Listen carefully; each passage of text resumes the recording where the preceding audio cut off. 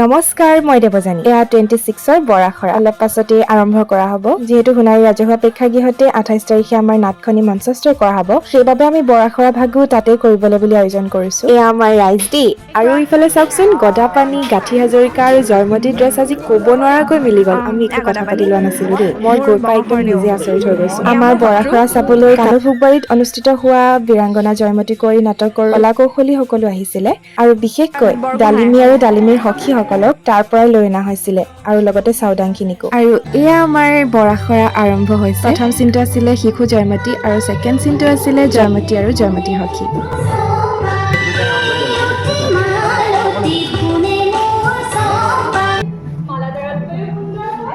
তুমি বৰ দুষ্ট সখী, তেনেহলে তুমিয়ে লৈ যোৱাই মালাডাল।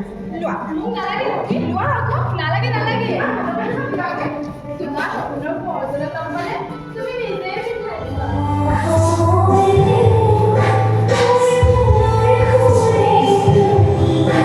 সকলো দৃশ্যৰ ক্লিপ ল'বলৈ নহ'লে, যিহেতু মই বেক ষ্টেজতে বেছি সময় থাকিলোঁ, কিন্তু এই দৃশ্যটো মানে মোৰ খুব প্ৰিয়। সেইকাৰণে মই সন্মুখলৈ আহি ভিডিঅ' কৰিছিলোঁ ল'ৰা ৰজা আৰু কাঞ্চনমতীৰ দৃশ্যটো। আৰু এতিয়াই চব দেখুৱাই দিলে আপোনালোকে দেখোন চাবলেই নাহিব। অ'কে, মোৰ মিনি ব্লগৰ জৰিয়তে আকৌ এবাৰ সকলোকে সাদৰেৰে নিমন্ত্ৰণ জনাইছোঁ আজি সন্ধিয়া 7:30 বজাত সোণাৰী ৰাজহুৱা প্ৰেক্ষাগৃহত আমাৰ নাটক উপভোগ কৰিবলৈ।